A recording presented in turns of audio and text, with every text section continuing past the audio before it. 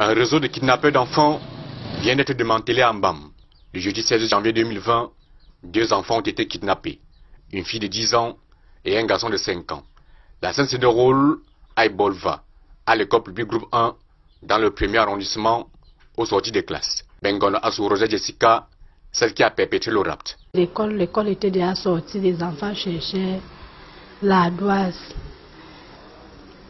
Et je suis allée les acheter l'ardoise qu'ils avaient égarée. Et après, ils ont demandé, l'aînée a demandé qu'elle voulait manger. Je les ai chargés le pain. Les enfants kidnappés avaient déjà leur prix. Que comme l'autre a 3 ans, on va lui donner 1 million. Et l'autre, 8 ans, c'est 10 ans, presque, c'est 800 000. C'est comme ça. Donc moi-même, quand ils quittaient, ils ne m'ont rien donné. Je n'ai rien eu au départ pour dire qu'on m'a donné de l'argent pour aller le faire. Je n'ai rien reçu. Ils sont partis. Elle m'a promis qu'arrivée, elle va m'envoyer quelque chose.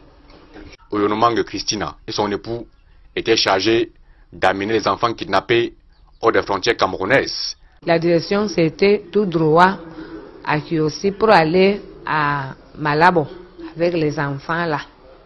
C'est comme ça, on nous a...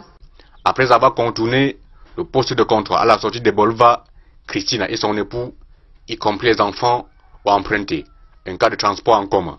Les infortunés ont été stoppés net dans leur voyage à Méocentre par les éléments de la gendarmerie nationale, puis conduits à la compagnie d'Ambam.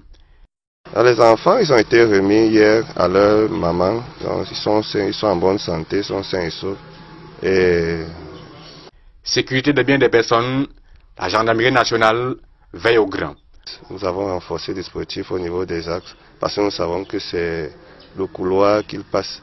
Et je voudrais aussi profiter pour demander aux populations de remonter rapidement les informations au niveau de la gendarmerie, parce que c'est grâce à ces informations que nous pouvons rapidement mettre la main sur ces criminels. Aussi que hier soir, nous avons pu, toujours sur la base des renseignements de la population, interpeller une autre dame qui est actuellement en train d'être auditionnée avec un bébé de 2 mois.